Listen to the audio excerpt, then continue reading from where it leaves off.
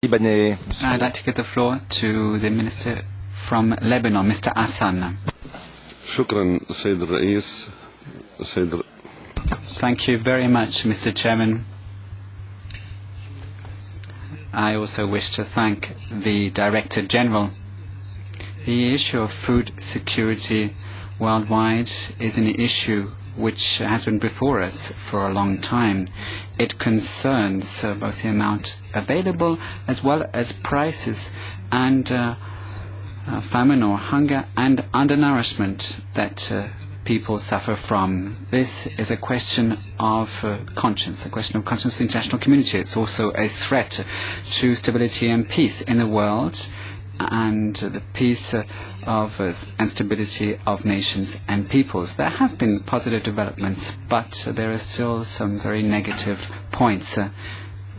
The key issue concerns the approaches. These are not global and they do not supplement each other.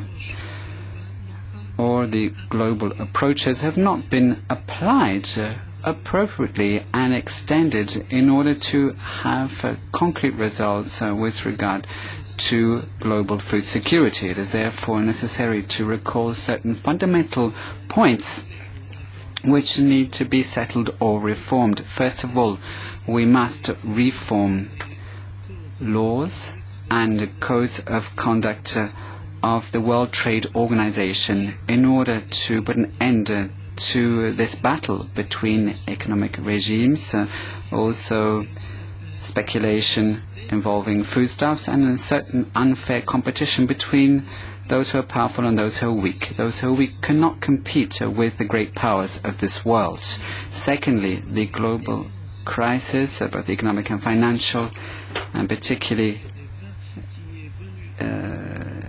has arisen within the G8 countries has come at the same time as price spikes for foodstuffs.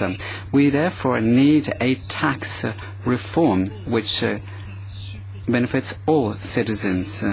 The poor cannot get poorer, and the rich must also give thought to this. The global food crisis is also suffering the consequences of climate change, flooding, droughts, scarcity of natural resources. What are the outcomes of all these global conferences on the environment that we've seen in the past decades? I think the response is quite clear. The clear linkage between the environmental crisis and the food crisis is there. But we are dealing with these issues as if they were separate.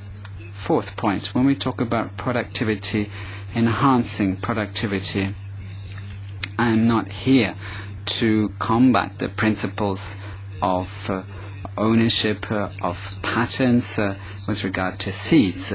But do you know really what the prices are of new seeds and new products that smallholder farmers, particularly in poor countries, are unable to purchase or have access to? They're simply too expensive. So this ownership of patents or intellectual property is an obstacle to the development of agriculture. We also know that there are studies underway, but have the real figures been disseminated with regard to investment in the agricultural sector after decades of theorizing with regard to neoliberalism in the 1990s and in the 2000s? Over those years, investment in the agricultural sector was discarded, was set aside.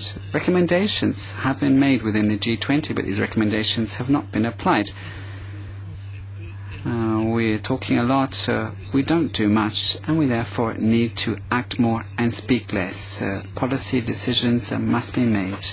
Otherwise, we'll repeat year after year the same wishes, desires and dreams which we are therefore subsequently not able to achieve.